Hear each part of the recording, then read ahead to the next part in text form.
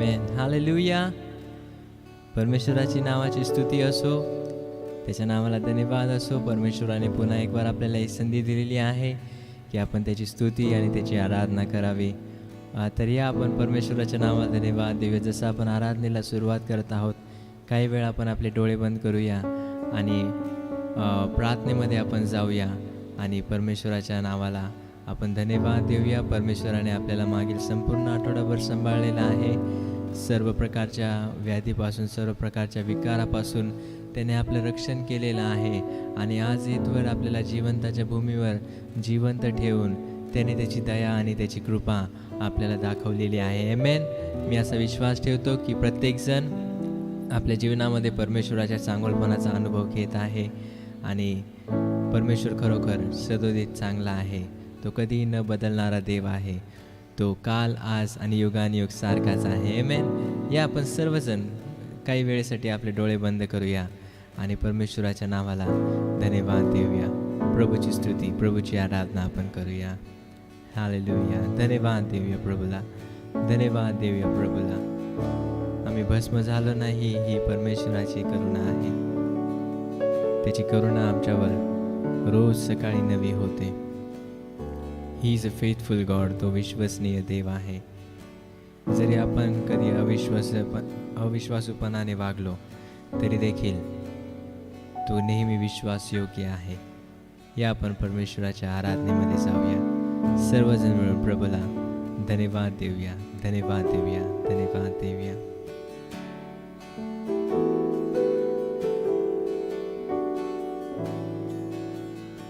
We worship you, Lord. We give you praise. Hallelujah. धन्यवाद के साथ स्तुति गाऊंगा, है यीशु मेरे खुदा. सर्वजन. उपकार तेरे हैं बेशुमार, कोटि कोटि स्तुति धन्यवाद. गाऊया सर्व मिळून. धन्यवाद के साथ स्तुति गाऊंगा, है यीशु मेरे खुदा. उपकार उपकार तेरे हैं बेशुमार, कोटि कोटि स्तुति धन्यवाद.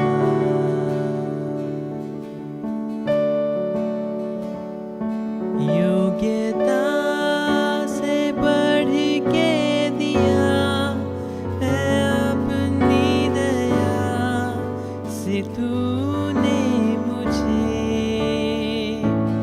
योग्यता से बढ़ के दिया है अपनी दया से तूने मुझे. मांगने से ज्यादा मिला मुझे. आभारी हूँ प्रभु मैं. मांगने से ज्यादा मिला मुझे. आभारी हूँ प्रभु मैं. धन्यवाद के साथ, धन्यवाद के साथ स्तुति गाऊंगा, है यीशु मेरे खुदा. उपकार तेरे हैं बेशुमार, कोटि कोटि स्तुति धन्यवाद. धन्यवाद के साथ, धन्यवाद के साथ स्तुति गाऊंगा, है यीशु मेरे खुदा. उपकार तेरे हैं बेशुमार, कोटि कोटि स्तुति धन्यवाद. तू है सच्चा, तू है सच्चा जिंदा खुदा.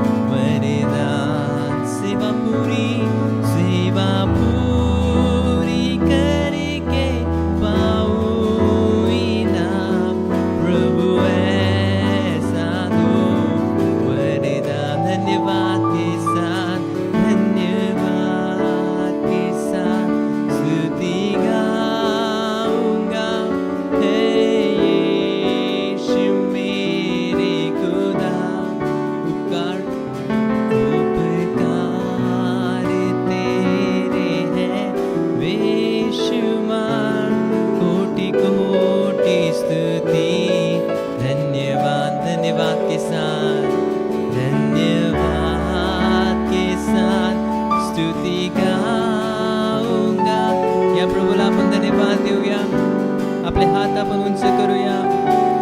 त्याचे उपकार आपल्यावर खूप आहे. आपल्या विचारांपलीकडे, आपल्या मोजण्या पलीकडे, आपल्या कल्पनांच्या पलीकडे त्याने आपल्यासाठी केलेलं आहे. या धन्यवाद देऊया. आपले हात आपण उंच करूया. आपल्या ओठाचं फळ, आपल्या स्तुतीचा यज्ञ त्या प्रभूला आपण अर्पण करूया. अंतःकरणापासून, संपूर्ण हृदयापासून, संपूर्ण जीव शरीर आत्म्यापासून धन्यवाद, धन्यवाद, धन्यवाद. Thank you Lord.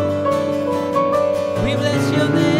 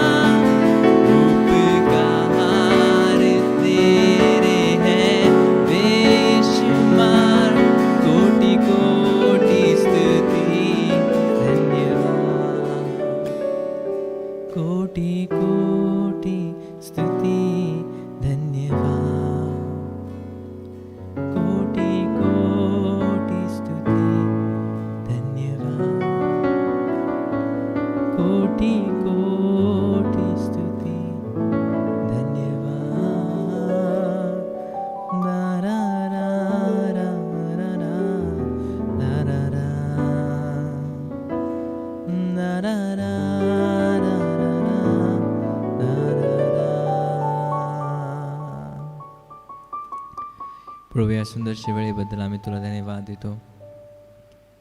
या मीटिंगबद्दल, ह्या आमच्या एकत्र जमण्याबद्दल आम्ही तुला धन्यवाद देत आहोत पित्या.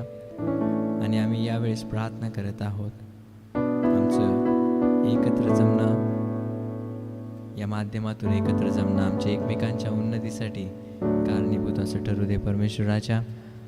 या मीटिंगमध्ये जुडणारा प्रत्येक जण, झूमद्वारे असो किंवा यूट्यूबद्वारे असो, परमेश्वराच्या ज्याही ठिकाणी ते आहेत, प्रभू तुझी उपस्थितीचा अनुभव परमेश्वर देवपा त्यांना घडून येऊ दे.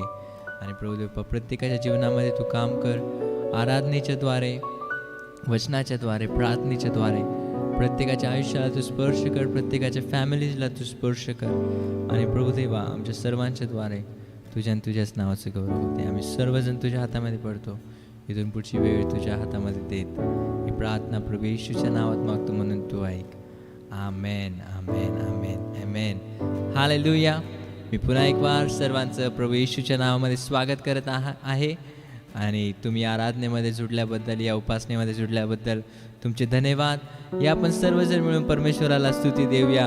आराधनेची भेट आपण अर्पण करूया. काही गीतं आपण गाणार आहोत आणि परमेश्वराला आपण धन्यवाद देणार आहोत. तर माझी अशी इच्छा आहे की जसं ज्याही पद्धतीने देव तुम्हाला लीड करत असेल, आपण त्या पद्धतीने त्या आत्म्यामध्ये, त्या आत्म्याच्या प्रेरणेने एकत्र येऊन एका अंतःकरणाने आपण परमेश्वराची आराधना करूया. आणि नक्कीच परमेश्वराची उपस्थिती आपल्या सर्वांच्या बरोबर राहील. आमेन, हालेलुया. प्रभु का धन्यवाद करूँगा, उसकी संगति में सदा रहूँगा, साथ चलूँगा मैं जय जरूर पाऊँगा, प्रभु का धन्यवाद करूँगा. या आपण सर्वजण मिळून गाऊया. परमेश्वराच्या नावाला धन्यवाद देऊया. आमेन, हालेलुया. टाळ्या वाजवूया सर्वजण प्रभु का.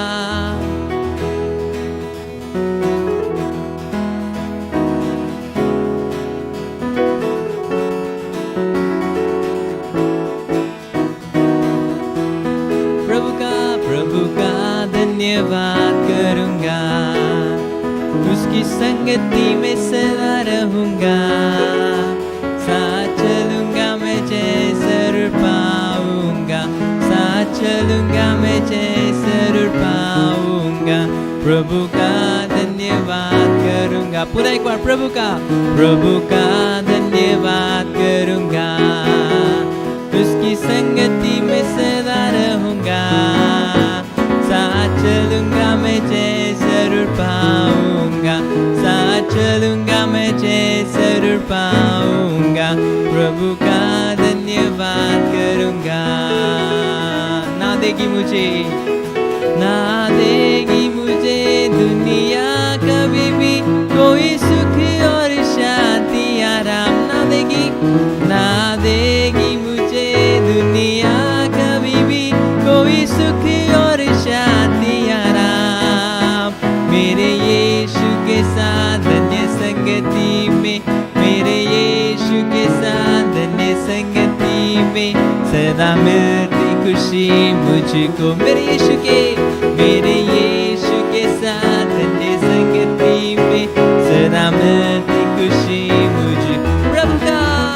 प्रभु का धन्यवाद करूं, उसके संगति में सदा रहूंगा, साथ चलूंगा मैं जय जरूर पाऊंगा, साथ चलूंगा मैं जय जरूर पाऊंगा, प्रभु का धन्यवाद करूंगा। सर्वजण टाळे वाजूया।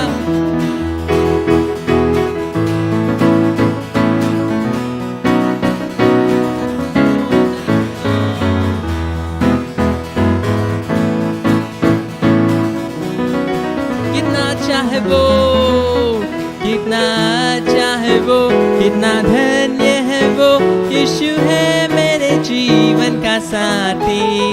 कितना अच्छा है वो, कितना धन्य है वो, यीशु है मेरे जीवन का।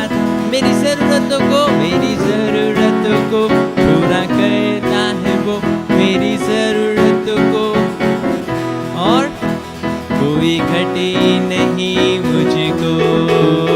मेरी जरूरतों को पूरा करता है वो, कोई घटे। तालियों के साथ प्रभु का धन्यवाद, प्रभु का धन्यवाद करूंगा, उसकी संगति में सदा रहूंगा, साथ चलूंगा मैं जय जरूर पाऊंगा, साथ चलूंगा मैं जय जरूर पाऊंगा, प्रभु का धन्यवाद करूंगा।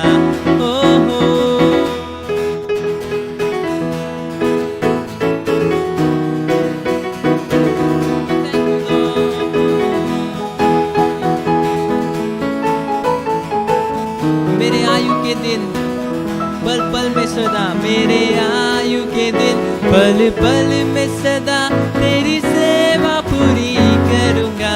मेरे आयु के दिन तेरी सेवा पूरी करूंगा। एक बत्ती समान जलता रहूंगा, एक बत्ती समान जलता रहूंगा, तेरी महिमा मेरी कामना। एक बत्ती समान जलता रहूंगा, तेरी महिमा मेरी कामना। प्रभु का धन्यवाद करूंगा, उसके संगति में सदा रहूंगा, साथ चलूंगा मैं जय जरूर पाऊंगा, साथ चलूंगा मैं जय जरूर पाऊंगा। प्रभु का धन्यवाद करूंगा, प्रभु का धन्यवाद करूंगा, उसकी संगति में सदा रहूंगा, साथ चलूंगा मैं जय जरूर पाऊंगा, साथ चलूंगा मैं जय जरूर पाऊंगा। प्रभु का धन्यवाद करूंगा। जय देने वाले प्रभु यीशु को कोटि कोटि धन्यवाद। जीवन देने वाले प्रभु यीशु को जीवन भर धन्यवाद। जय देने वाले प्रभु यीशु को कोटि कोटि धन्यवाद। जीवन देने वाले प्रभु यीशु को जीवन भर धन्यवाद। हालेलुया हालेलुया हालेलुया गाएंगे, आत्मा से भर गए जाएंगे। हालेलुया हालेलुया गाएंगे, आत्मा से भर गए जाएंगे। यीशु जिंदा है, वो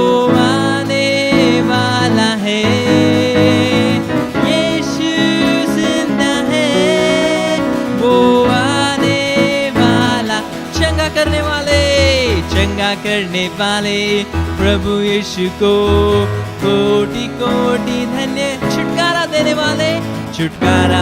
वाले प्रभु यीशु को जीवन भर चंगा करने वाले प्रभु यीशु को कोटि कोटि धन्य। छुटकारा देने वाले प्रभु यीशु को जीवन। सर्वजन हाथ उनसे करो हालेलुया हालेलुया हालेलुया गाएंगे, आत्मा से भर कर जाएंगे।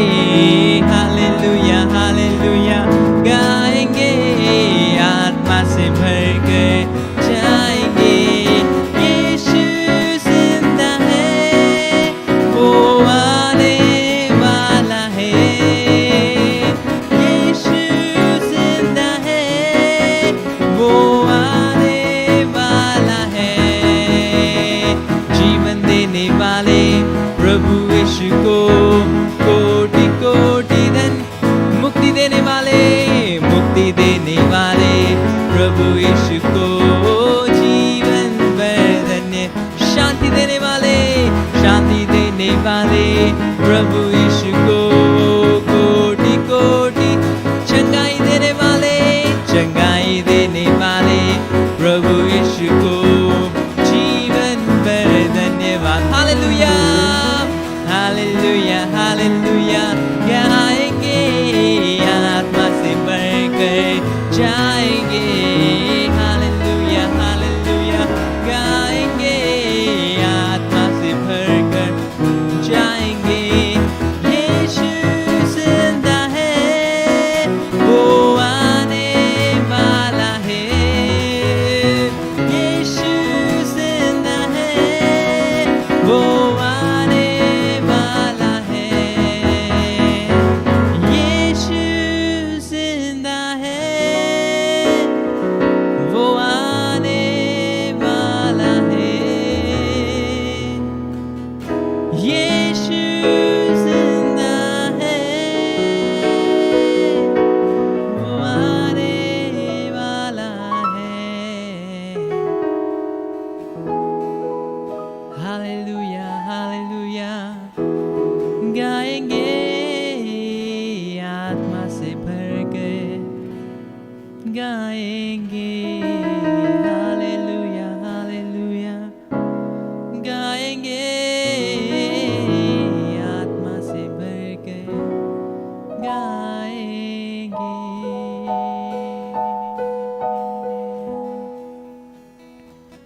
गाणे आपण टाळ्या वाजवून यावेळेस परमेश्वराला गौरव देऊया. त्याला धन्यवाद. Thank you, Lord. Bless your name, bless your name, bless your name. Glory to your name.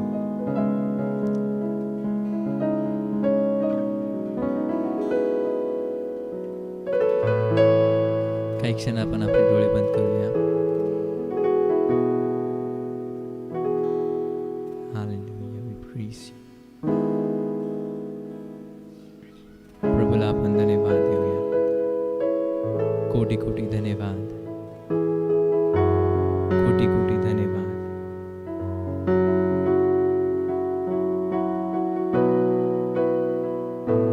Hallelujah.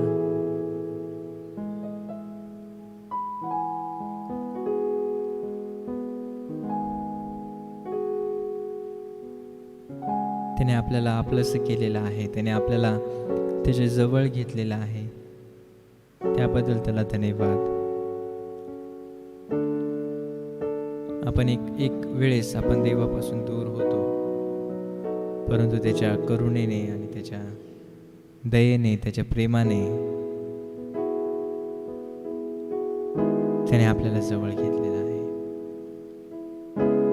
आपण स्वतःच्या ताकदीवर, स्वतःच्या हिमतीवर ते कधीही करू शकलो नसतो, परंतु देवाने आपला हात पुढं करून देवाने आपल्याला नावाने बोलवून त्याच्या जवळ घेतलेला आहे. एक काळी आपण पापामध्ये जगत होतो,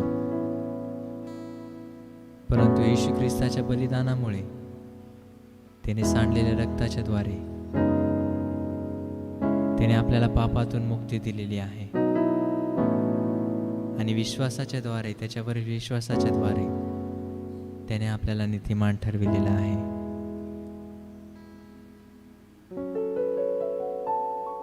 हे आपण प्रभूला धन्यवाद देऊया, प्रभूला धन्यवाद देऊया. We worship you, Lord.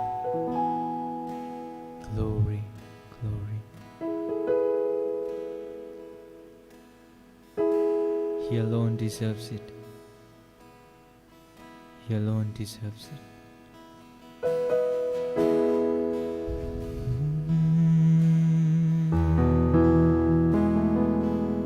मेरी सूरत बिगड़ी थी, मेरा दिल था खाली, तूने सींचा लहू से ताकि आए हरियाली. मेरी सूरत बिगड़ी थी, मेरा दिल था खाली, तूने सींचा लहू से ताकि आए हरियाली. क्यों ना बोलूं फिर मैं तेरी जय जयकार, क्यों ना बोलूं फिर मैं तेरी जय जयकार. जय जयकार, जय जयकार. तूने मेरे लिए क्या कुछ ना किया. जय जयकार,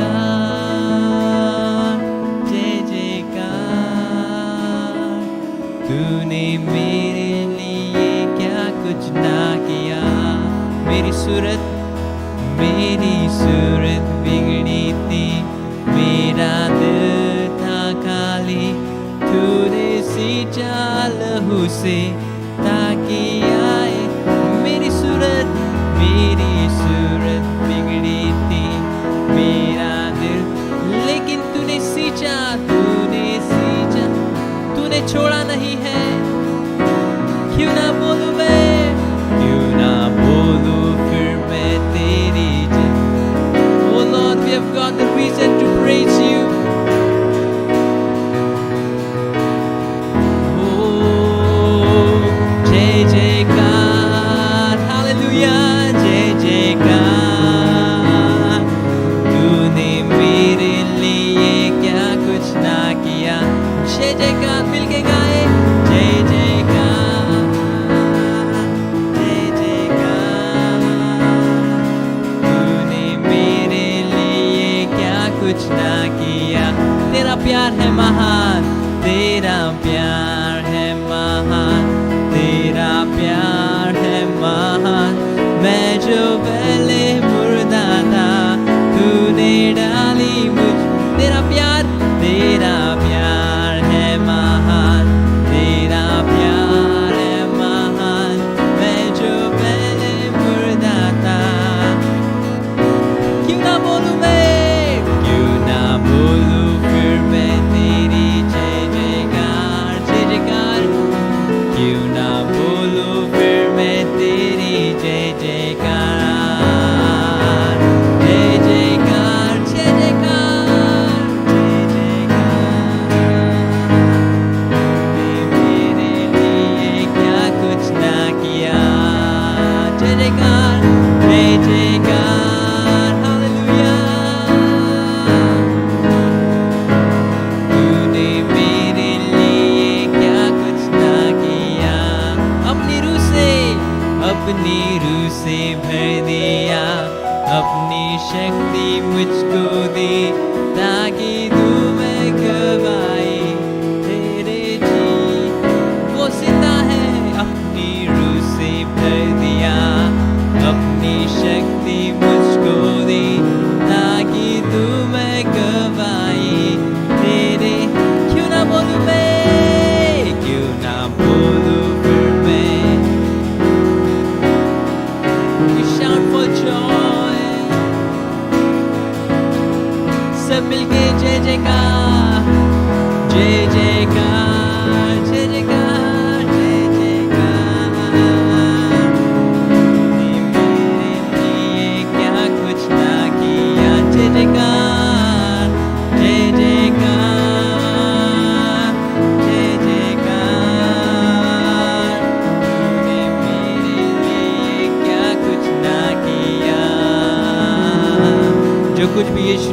यीशु ने किया है, उसकी वजह से हमको खुशियां मिली है, हमको आनंद जिंदगी मिली है। तो आए मिलके गाए, उसका जय जयकार करें।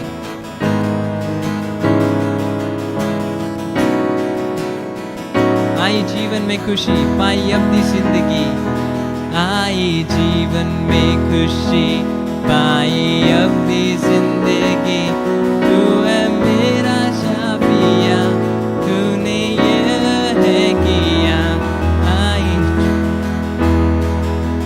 पाई अपनी जिंदगी, तू है मेरा शाफिया। क्यों ना बोलूं मैं, क्यों ना बोलूं फिर मैं तेरी जय जयकार। सब मिलके क्यों ना बोलूं फिर मैं तेरी जय जयकार। जय जयकार, जय जयकार, हालेलुया, जय जयकार। तूने मेरे लिए क्या कुछ ना किया। जय जयकार, जय जयकार।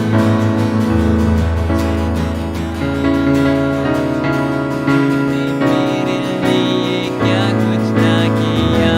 तेरा प्यार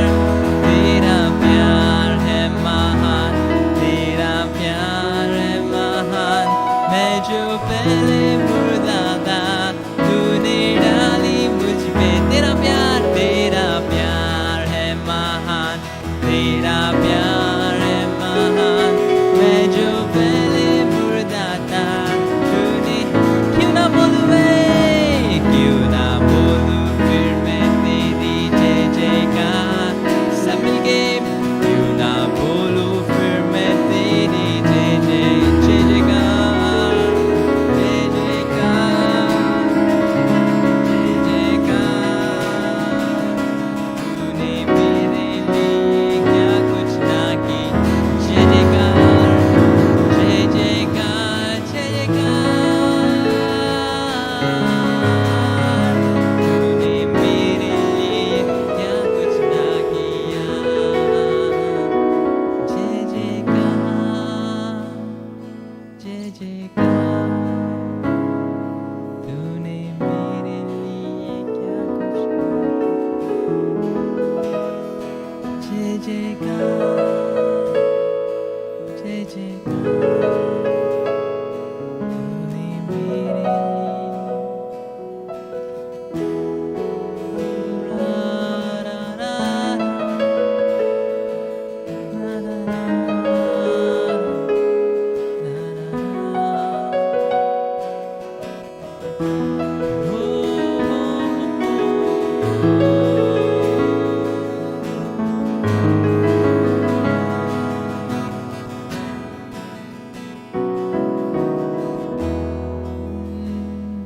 जय जयकार, जय जयकार।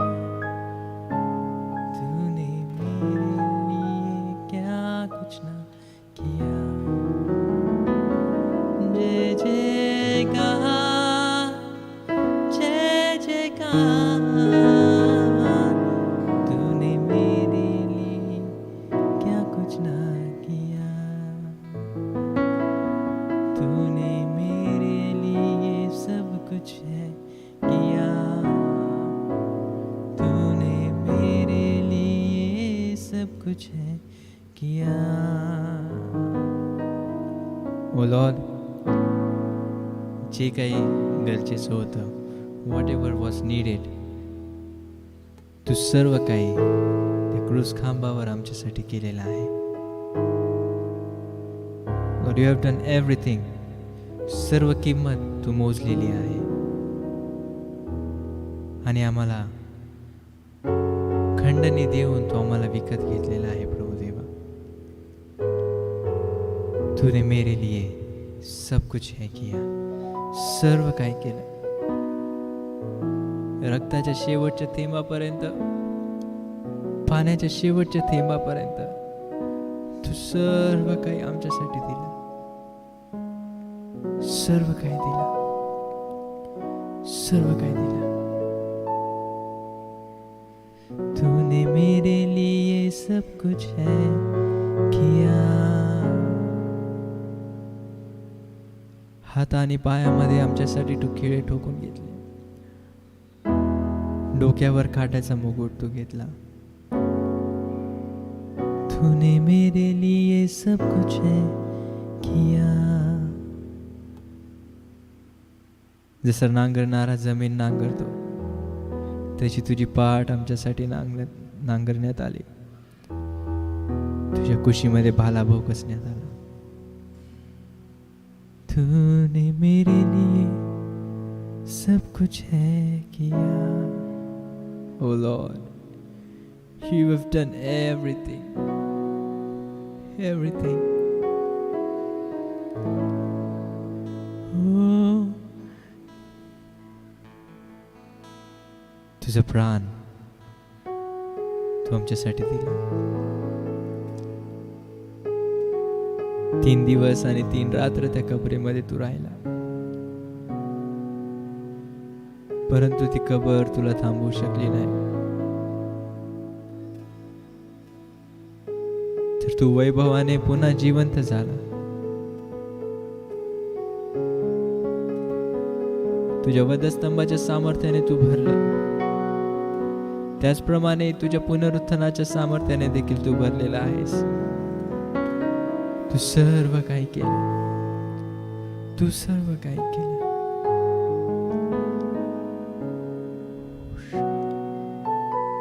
You've done everything.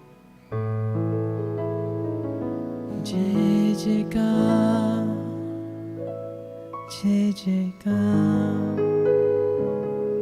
तूने मेरे लिए सब कुछ है किया. जय जयकार,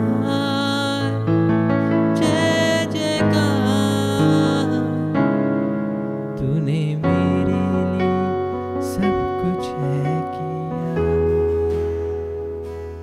तूने मेरे लिए सब कुछ है किया. तूने मेरे लिए सब कुछ है किया. तूने मेरे लिए सब कुछ है KIA.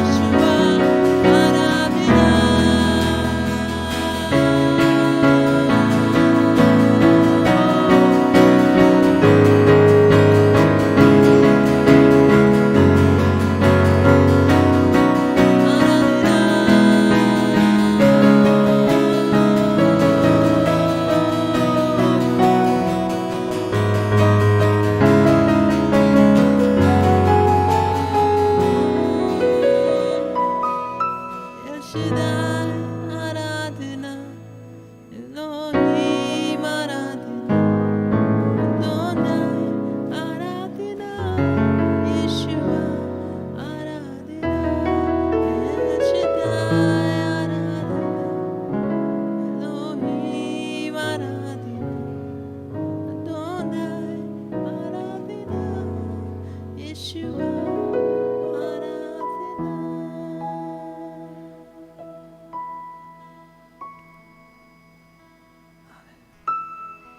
Lord, we praise you and we worship you. तुझी स्तुती आणि तुझी आराधना आम्ही करतो. धन्यवाद येशू, धन्यवाद येशू. या स्तुतीचा, या आराधनेचा प्रभू तू स्वीकार कर. आमच्या ओटाचं फळ, आमच्या स्तुतीचा यज्ञ आम्ही तुला समर्पित करतो प्रभू. ज्यांनी कोणी तुझी आराधना केलेली आहे प्रभू, त्या प्रत्येकाला तो आशीर्वादित कर. आम्ही विश्वास ठेवतो की ज्याही ठिकाणातून तुझी आराधना झालेली आहे त्या प्रत्येक ठिकाणी तुझी उपस्थिती आहे, म्हणून आम्ही तुझ्या नावाला धन्यवाद देतो. जसं आम्ही इथून पुढे तुझ्या वचनामध्ये जात आहोत, आम्ही प्रार्थना करतो तुझ्या वचनाच्या द्वारे तुझ्या लोकांशी तू बोल, तुझ्या आत्म्याच्या द्वारे तुझ्या लोकांशी तू बोल. तुझ्या वचनाच्या द्वारे आम्हाला शिक्षण तू दे, आम्हाला बोध तू कर, आमचे दोष तू आम्हाला दाखव, आमच्या जीवनामध्ये तू सुधारणूक तू घडवून आण परमेश्वर दे. तुला न आवडणाऱ्या गोष्टी तू आमच्यातून काढून टाक आणि तुला आवडणाऱ्या गोष्टींनी तू आम्हाला भर. ज्या गोष्टींचा आम्ही विचार करावा त्या गोष्टींनी तू आम्हाला भर. तुला जसं पाहिजे तसे तू आम्हाला बनव. जसं कुंभाराच्या हातामध्ये माती आहे आणि तो त्या मातीला आकार देतो, त्याप्रमाणे प्रभू आम्ही तुझ्या हातची माती आहोत. तू आम्हाला आकार दे, आम्हाला घडव, आम्हाला बनव. प्रभू आमच्यातील प्रत्येकाच्या द्वारे तुझ्या आणि तुझ्याच नावाचं महिमा होऊ दे. इथून पुढची वेळ आम्ही तुझ्या हातात दे. ही प्रार्थना प्रभू येशूच्या नावात मागतो म्हणून तू ऐक. आमेन.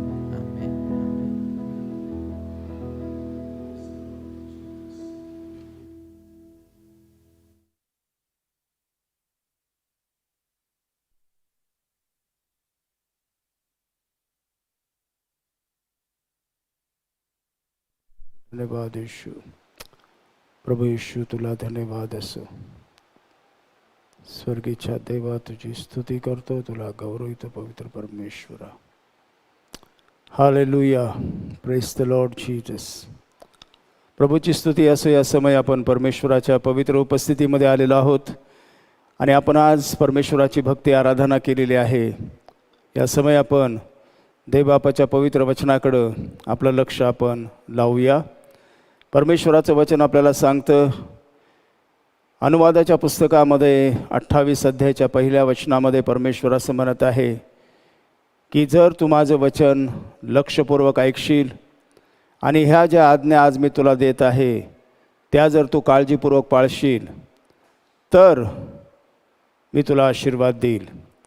अनुवादाच्या पुस्तकामध्ये 28 अध्यायाच्या पहिल्या वचनापासून तर 14व्या वचनापर्यंत परमेश्वराने जे आम्हाला आशीर्वाद दिलेले आहेत त्याबद्दल त्या ठिकाणी लिहिलेलं आहे. परंतु जर आम्ही परमेश्वराचं वचन लक्षपूर्वक ऐकू आणि जर का ते आम्ही काळजीपूर्वक पाळू तर हे सर्व आशीर्वाद येतील आणि आपल्याला पकडतील असं त्या ठिकाणी लिहिलेलं आहे. परंतु अनुवादाच्या पुस्तकामध्ये 28 अध्यायाच्या 15 वचनामध्ये जर आपण वाचू तर त्या ठिकाणी जर आपण परमेश्वराचं वचन ऐकणार नाही तर त्यानंतर काय परिणाम आहे, हा परिणाम आपल्याला 15व्या वचनापासून तर 68 वचनापर्यंत पाहायला मिळतो. आणि म्हणून आपण या समयामध्ये परमेश्वराचं जे वचन आहे त्या वचनाकडे आपण आपलं लक्ष देणं खूप गरजेचं आहे. प्रभू येशू ख्रिस्तानं मत्तईचं शुभवर्तमान 13 अध्यायाच्या 16व्या वचनामध्ये म्हटलेलं आहे की धन्य तुमचे कान कारण ते ऐकत आहेत, धन्य तुमचे डोळे कारण ते पाहत आहेत. खरोखर आपल्याला प्रभूने या दिवसामध्ये कान असे दिलेले आहेत की ज्याद्वारे आम्ही ऐकावं. आणि म्हणून आपण पाहतो की याकोबाने देखील आपल्या पत्रामध्ये म्हटलेलं आहे की प्रत्येक मनुष्य हा ऐकायला तत्पर असावा, बोलायला धीमा असावा आणि रागासाठी तो मंद असावा.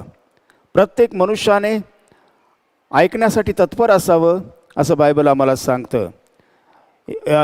स्तोत्राच्या पुस्तकामध्ये 81व्या अध्यायामध्ये देखील स्तोत्रकर्ता असं म्हणतो, हे इस्रायला, जर तू माझं ऐकशील तर किती बरं होईल. या ठिकाणी परमेश्वराची अशी इच्छा आहे की आपण त्याचं ऐकावं. आणि ज्यावेळी आम्ही परमेश्वराचं ऐकतो त्यावेळी तो देखील आमचं ऐकत असतो. नीतिसूत्राच्या पुस्तकामध्ये 1 अध्यायाच्या 24 ते 28 वचनामध्ये बायबल आम्हाला सांगतं, परमेश्वर असं म्हणतो, मी हाक मारली तेव्हा तुम्ही आला नाहीत, मी आपले हात पसरले परंतु कोणी लक्ष दिलं नाही. आणि मग त्याचा परिणाम काय आहे? हा परिणाम आपल्याला नीतिसूत्राच्या पुस्तकामध्ये 1 अध्यायाच्या 24 ते 28 वचनामध्ये आपल्याला पाहायला मिळतो. आणि म्हणून आपण देवाच्या वचनाकडे लक्ष देणं फार महत्त्वाचं आहे. जर आपण लक्ष देऊ तर निश्चितपणे आमचं कल्याण होईल. या समय आपण देवाच्या वचनाकडं आपलं लक्ष केंद्रित करणार आहोत. आणि मागील आठवड्यामध्ये आपण प्रभूला काय संतोषकारक आहे हे पारखून घ्या या वचनावर आपण मनन करण्यासाठी सुरुवात केलेली आहे. इफिस्कराच्या पत्रामध्ये 5व्या अध्यायाच्या 10व्या वचनामध्ये लिहिलं आहे की प्रभूला काय संतोषकारक आहे ते पारखून घ्या. आपण मागच्या आठवड्यामध्ये हे पाहिलेलं होतं की प्रभूला विश्वास त्याच्यावर ठेवणं हे प्रभूला अतिशय संतोषकारक आहे. आपण त्यासाठी हनोकाच्या जीवनावर आपण विचार केलेला होता. बायबल आम्हाला सांगतं की उत्पत्तीच्या पुस्तकामध्ये 5व्या अध्यायाच्या 22 ते 24 वचनामध्ये आपण पाहू, त्या ठिकाणी असं लिहिलं आहे की हनोक 65 वर्षाचा झाल्यावर त्याला मतुशलह झाला. आणि मतुशलह झाल्याच्या नंतर हनोक 300 वर्षापर्यंत देवाबरोबर चालला. त्यानंतर तो नव्हता, कारण त्याला लोकांतरी नेलं. आणि आपण पाहतो की त्यानंतर इब्री लोकाच्या पत्रामध्ये 11व्या अध्यायाच्या 5 आणि 6 वचनामध्ये जर आपण वाचू, त्या ठिकाणी असं लिहिलेलं आहे की हनोकाला मरणाचा अनुभव येऊ नये म्हणून त्याला लोकांतरी नेण्यात आलं. आणि लोकांतर होण्यापूर्वी हनोकाविषयी अशी साक्ष देण्यात आली की तो देवाला संतोषवित असे. आणि विश्वासा वाचून त्याला संतोषविणं हे अशक्य आहे, कारण देवाजवळ जाणाऱ्याने असा विश्वास ठेवला पाहिजे की तो आहे आणि त्याचा झटून शोध करणाऱ्यांना तो प्रतिफळ देतो. या ठिकाणी आपण पहिली गोष्ट पाहिलेली आहे की हनोक हा परमेश्वराला संतोषवित होता. हनोकाच्या काळामध्ये मोशेचं नियमशास्त्र नव्हतं, परंतु विश्वास मात्र त्या ठिकाणी कार्य करत होता. बायबल आम्हाला हे सांगतं की परमेश्वराला संतोषविण्यासाठी आम्हाला विश्वासाची गरज आहे. हनोकाविषयी जर आपण आणखीन वाचलं तर यहूदाच्या पत्रामध्ये आणि त्याच्या 15व्या वचनामध्ये लिहिलं आहे की आदामापासून 7वा पुरुष हनोक याने प्रभू येशू ख्रिस्ताच्या दुसऱ्या आगमनाबद्दल संदेश दिलेला आहे. हनोक जो आहे हा आदामापासून 7वा पुरुष आहे. जर आपण इतिहासाचं पहिलं पुस्तक याचा 1 अध्याय त्याचं 1 वचन जर आपण वाचू तर त्या ठिकाणी वंशावळी दिलेली आहे. आणि ह्या वंशावळीमध्ये सर्वात प्रथम आदाम आहे, त्यानंतर शेत आहे, तिसरा अनोश आहे, चौथा केनान आहे. नंतर मग आपण पाहतो की जर आपण ते वचनं वाचले तर आपल्याला समजेल. जर आपण इतिहासाचं पहिलं पुस्तक याचा अध्याय नंबर 1 आणि वचन नंबर 1, त्या ठिकाणी आदामापासून 7वा पुरुष हनोक आहे. हनोकाविषयी त्या ठिकाणी वंशावळी दिलेली आहे की पहिला आदाम आहे, दुसरा शेत आहे, तिसरा अनोश आहे, चौथा महलेल आहे, नंतर यारेद आहे आणि नंतर हनोक आहे. तर अशा प्रकारे पवित्र शास्त्र आपल्याला सांगत असतं. आणि हनोक जो आहे हा आदामापासून 7वा पुरुष होता. या ठिकाणी आपण वचन ते वाचूया. इतिहासाचं पहिलं पुस्तक याचा 1 अध्यायाचं 1 वचन. आदाम, शेत, अनोश, केनान, महलेल, यारेद, हनोक, मतुशलह. या ठिकाणी हनोकाचा जो नंबर आहे तो 7वा नंबर आहे. आणि म्हणूनच यहूदाने आपल्या पत्रामध्ये लिहिलं आहे की आदामापासून 7वा पुरुष हनोक याने प्रभू येशू ख्रिस्ताच्या दुसऱ्या आगमनाचा संदेश दिलेला आहे. हनोक जो आहे हा हनोक परमेश्वराला विश्वासाने संतोषवित होता. आणि विश्वासा वाचून देवाला संतोषविणं हे अशक्य आहे. कारण देवाच्या जवळ जाणाऱ्याने असा विश्वास ठेवला पाहिजे की तो आहे आणि त्याचा झटून शोध करणाऱ्यांना तो प्रतिफळ देतो. आपण विश्वासाविषयी पवित्र शास्त्रामध्ये अनेक ठिकाणी वाचतो. अनेक ठिकाणी आपल्याला विश्वासाविषयी पाहायला मिळतं. आणि विश्वास धरल्याने देवाला संतोष होतो. प्रभू येशू ख्रिस्त देखील आपण पाहतो या जगामध्ये असताना ज्या ज्या लोकांनी प्रभू येशू ख्रिस्तावर विश्वास ठेवला त्या त्या लोकांविषयी प्रभू येशू ख्रिस्त हा प्रसन्न झालेला आहे. जसं शताधिपती प्रभू येशू ख्रिस्ताला म्हणाला की प्रभूजी आपण माझ्या छपराखाली यावं एवढी माझी योग्यता नाही, केवळ शब्द मात्र बोला माझा सेवक बरा होईल. आणि बायबल आम्हाला सांगतं मत्तयाच्या शुभवर्तमानामध्ये 8व्या अध्यायाच्या 5 ते 13 वचनामध्ये लिहिलं आहे की प्रभू येशू ख्रिस्ताला त्याच्या विश्वासाविषयी आश्चर्य वाटलं आणि तो आपल्या मागे येणाऱ्या लोकांना म्हणाला एवढा विश्वास मला इस्रायलामध्ये आढळला नाही. या ठिकाणी आपण पाहतो की त्याच्या विश्वासावर प्रभू येशू ख्रिस्त हा संतुष्ट झालेला आहे. त्याचप्रमाणे आपण हे पाहिलेलं आहे की एका बाईच्या कनानी बाईच्या मुलीला भूत लागलेलं होतं. मत्तयाच्या शुभवर्तमानामध्ये 15व्या अध्यायामध्ये ती बाई प्रभू येशू ख्रिस्ताकडे आली आणि ती बाई प्रभू येशूला म्हणाली की प्रभूजी मुलाच्या हातातून पडलेला चूर ही घरची कुत्री खात असतात. येशू तिला म्हणाला बाई तुझा विश्वास मोठा आहे. या ठिकाणी प्रभू येशू ख्रिस्त तिच्या विश्वासावर प्रसन्न झालेला आहे. आपण हे पाहतो की विश्वास जो आहे हा विश्वास आशा धरलेल्या गोष्टीविषयीचा भरवसा आणि न दिसणाऱ्या गोष्टीबद्दलची खात्री आहे. इब्री लोकाच्या पत्रामध्ये 11 अध्यायाच्या 1ल्या वचनामध्ये जर आपण वाचू तर त्या ठिकाणी असं म्हटलेलं आहे विश्वास हा आशा धरलेल्या गोष्टीविषयीचा भरवसा आणि न दिसणाऱ्या गोष्टीबद्दलची खात्री. आणि म्हणून जेव्हा कधी आम्ही प्रभूवर विश्वास ठेवतो प्रभू आमच्यावर प्रसन्न होतो. आणि प्रभूला प्रसन्न करण्यासाठी आमच्या जीवनामध्ये विश्वासाची गरज आहे. कारण विश्वासा वाचून देवाला संतोषविणं हे अशक्य आहे. आज आपण दुसरी गोष्ट पाहूया. पवित्र शास्त्रामध्ये आम्हाला मिखाचं पुस्तक पाहायला मिळतं आणि ह्या मिखाच्या पुस्तकामध्ये 6वा अध्याय आणि त्याच्या 6व्या अध्यायाच्या 6व्या वचनापासून तर 8व्या वचनापर्यंत जर आपण वाचलं तर त्या ठिकाणी परमेश्वराला काय संतोषकारक आहे या गोष्टींचा त्या ठिकाणी मिखाने लिहिलेलं आहे. प्रभूला काय संतोषकारक आहे या ठिकाणी मिखा असं म्हणत आहे की मी काय घेऊन परमेश्वरासमोर जाऊ, परात्पर देवाला नमस्कार कसा घालू, हजारो येडके तेलाच्या दशसहस्त्र नद्या यांनी परमेश्वराला संतोष होईल काय, माझ्या जीवाने केलेल्या पातकाबद्दल मी आपलं पोटचं फळ देऊ काय. या ठिकाणी परमेश्वर मिखाला हे सांगत आहे की हे मनुष्या बरं काय ते त्याने तुला दाखवलेलं आहे. या ठिकाणी परमेश्वर मिखाच्या पुस्तकामध्ये 6व्या अध्यायाच्या 8व्या वचनामध्ये असं म्हणत आहे हे मनुष्या बरं काय ते त्याने तुला दाखवलेलं आहे. नीतीने वागणं, आवडीने दया करणं आणि देवाच्या समागमामध्ये नम्र भावाने चालणं या वाचून परमेश्वर तुझ्याकडं काय मागतो. दुसरी महत्त्वाची गोष्ट या ठिकाणी पवित्र शास्त्रामध्ये आमच्यासाठी लिहून ठेवलेली आहे आणि ती गोष्ट ही आहे की परमेश्वराच्या समोर आपण नीतीने वागावं. विश्वासाच्या नंतर दुसरी महत्त्वाची गोष्ट पवित्र शास्त्र आम्हाला सांगतं की आपण देवाच्या समोर नीतीने वागावं. विश्वास आपल्या जीवनामध्ये आल्या कारणानेच आपल्यामध्ये नीतिमत्व येतं. या ठिकाणी जर आपण रोमकराचं पत्र याचा 5वा अध्याय त्याचं पहिलं वचन जर आपण वाचू तर त्या ठिकाणी पवित्र शास्त्र आम्हाला काय सांगतं याकडं आपण पाहूया. आपण ते वचन वाचूया. रोमकरास पत्र याचा 5वा अध्याय आणि त्याचं पहिलं वचन. म्हणून आपण विश्वासाने नीतिमान ठरविलेले आहोत म्हणून आपल्याला आपल्या प्रभू येशू ख्रिस्ताच्या ख्रिस्ताबरोबर देवाबरोबर शांती आहे. परत एकदा ते वचन आपण वाचूया. म्हणून आपण विश्वासाने नीतिमान ठरविलेले आहोत म्हणून आपणाला आपल्या प्रभू येशू ख्रिस्तामध्ये देवाबरोबर शांती आहे.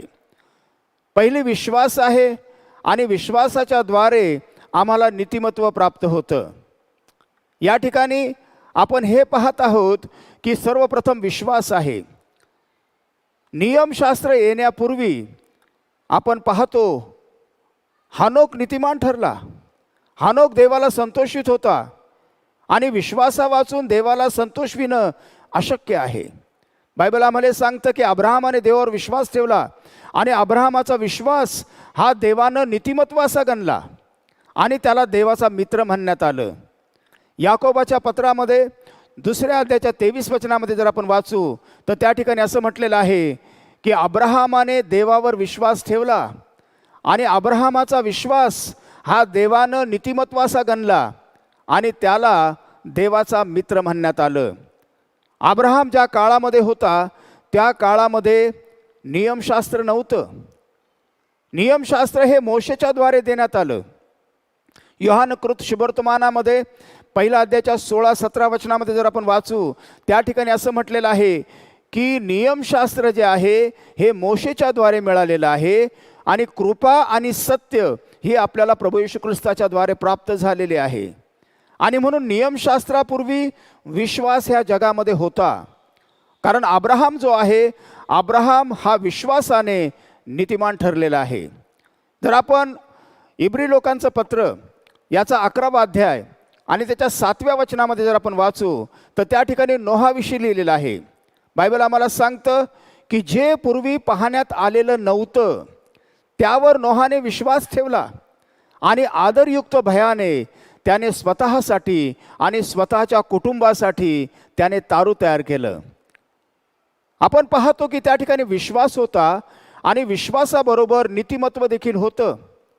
उत्पत्तीच्या पुस्तकामध्ये 6वा अध्याय त्याच्या 9व्या वचनामध्ये जर आपण वाचू तिथं बायबल आम्हाला हे सांगतं की नोहाची वंशावळी येण्याप्रमाणे नोहा हा देवाबरोबर चालला. नोहा हा परमेश्वराच्या दृष्टीने नीतिमान होता आणि म्हणून परमेश्वराने नोहाला आणि त्याच्या कुटुंबाला त्या मोठ्या जलप्रलयामधून वाचवलं.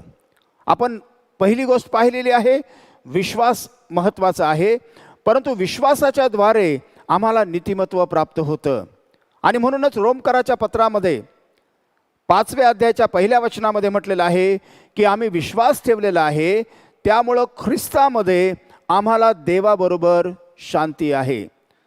दुसरी महत्त्वाची गोष्ट आहे की परमेश्वर आमच्यावर कसा प्रसन्न होईल. परमेश्वर आमच्यावर त्या गोष्टीने प्रसन्न होईल की ज्या गोष्टी त्याला आवडतात.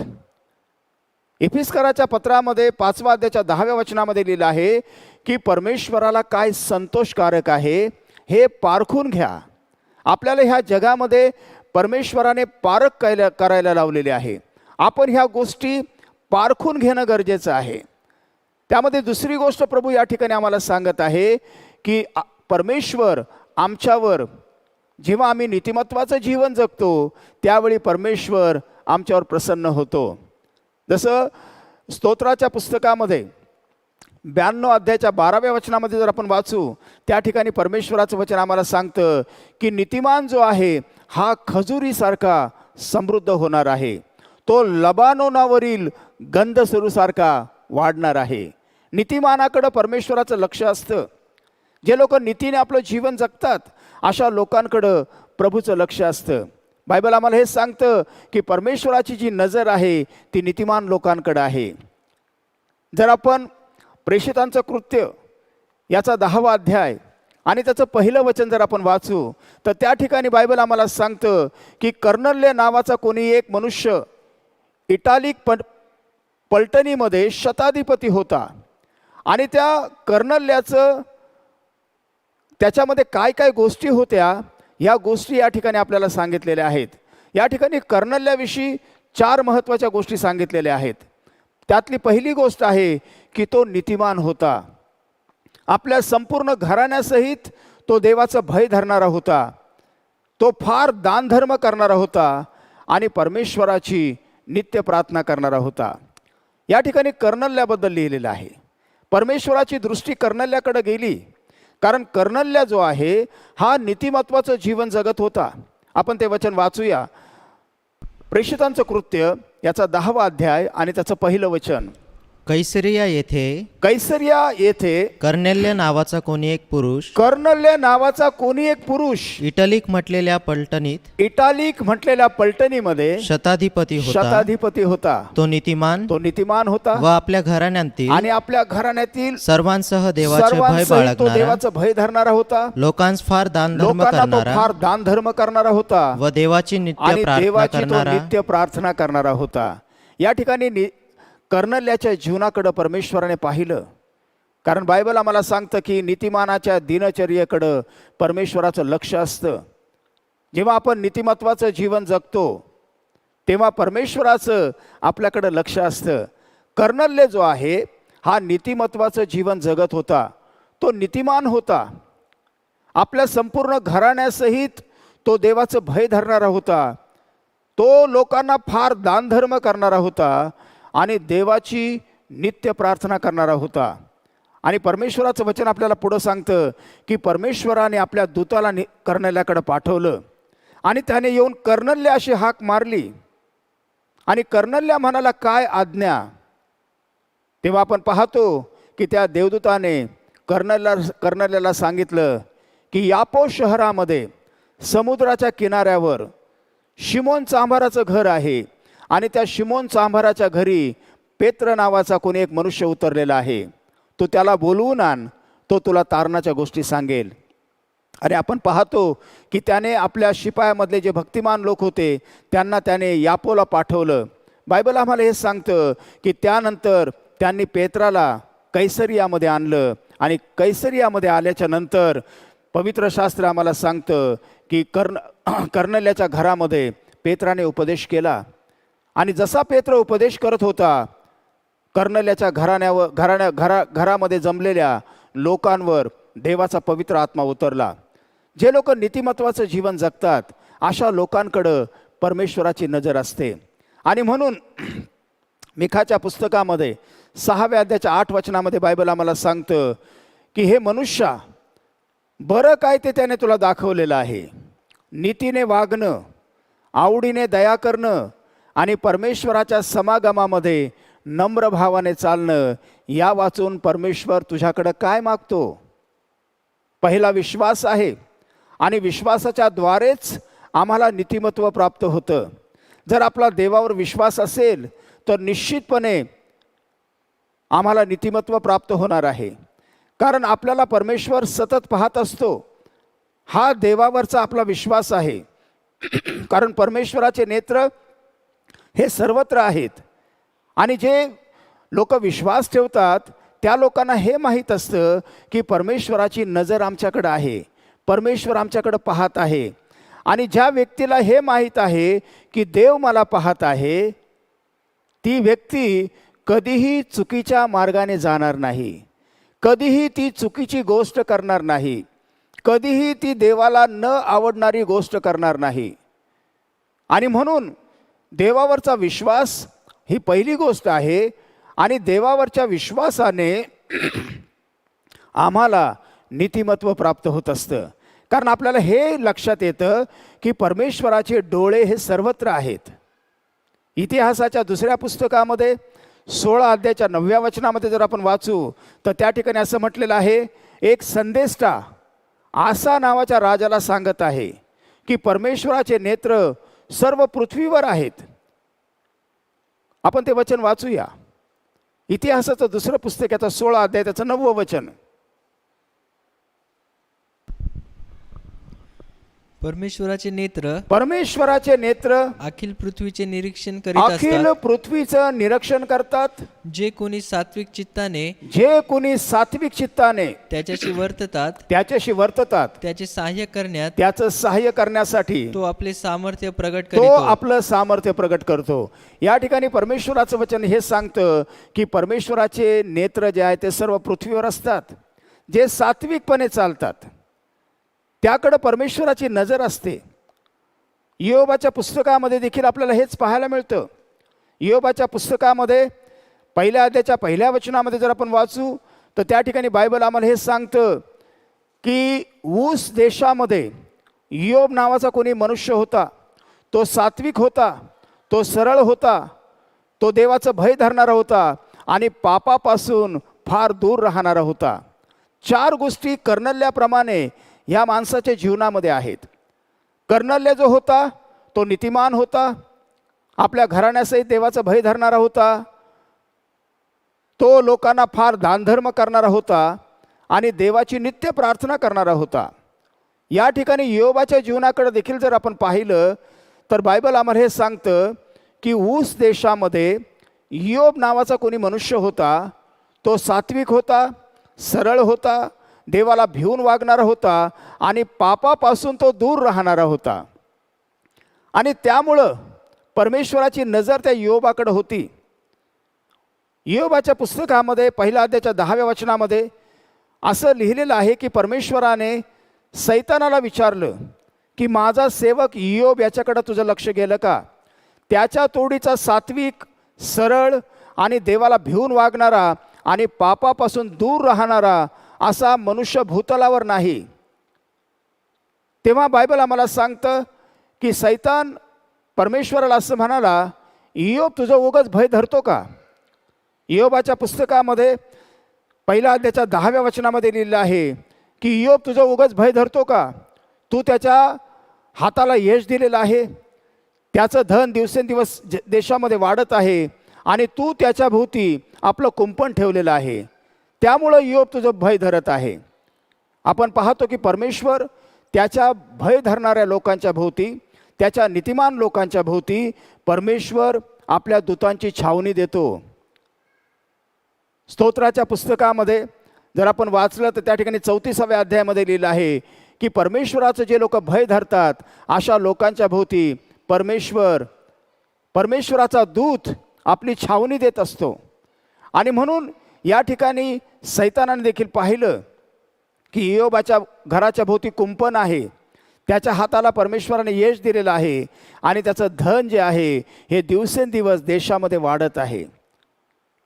कर्णल्याच्या जीवनाकडे जरी आपण पाहिलं तर कर्णल्याच्या जीवनाकडे आपल्याला हे पाहायला मिळतं की कर्णल्य हा नीतिमान होता, आपल्या घराण्यासहित तो देवाचं भय धरणारा होता, लोकांना फार दानधर्म करणारा होता आणि परमेश्वराची तो नित्य प्रार्थना करत होता. आणि त्यामुळं आपण पाहतो की परमेश्वराची नजर जी आहे, परमेश्वराची जी दृष्टी आहे ती कर्णल्याकडे गेली, परमेश्वराची दृष्टी जी आहे ती योबाकडे गेली आणि ह्या लोकांचं परमेश्वराने कल्याण केलं, कारण हे लोक परमेश्वराच्या दृष्टीने नीतीने वागत होते, त्यांच्या जीवनामध्ये नीतिमत्व होतं आणि परमेश्वर नीतिमान लोकांविषयी संतुष्ट असतो. नीतिमान या शब्दाचा अर्थ जर आपण पाहिला, इंग्लिशमध्ये त्याला रायचस हा शब्द आहे, राईट विथ गॉड, देवाच्या बरोबर सरळ असणं. योबाच्या जीवनाकडे जर आपण पाहिलं तर त्याच्याविषयी 4 गोष्टीमध्ये एक गोष्ट आहे. परमेश्वराने त्याच्याकडे पाहिलं, योब हा सात्विक आहे, सरळ आहे. सात्विकता आणि सरळता ही योबाच्या जीवनामध्ये होती. सरळता याचा अर्थ नीतिमत्व असा आहे.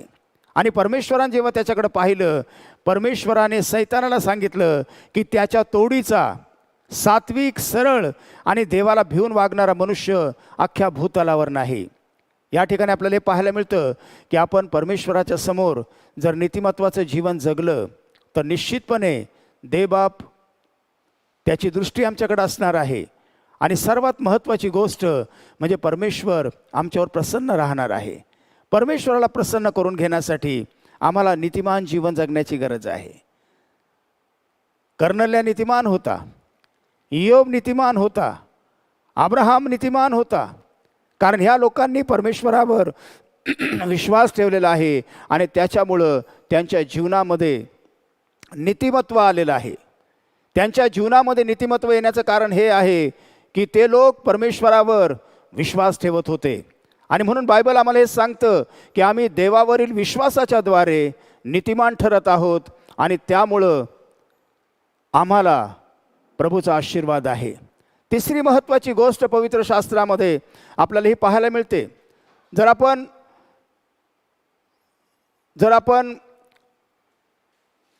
मिखाचं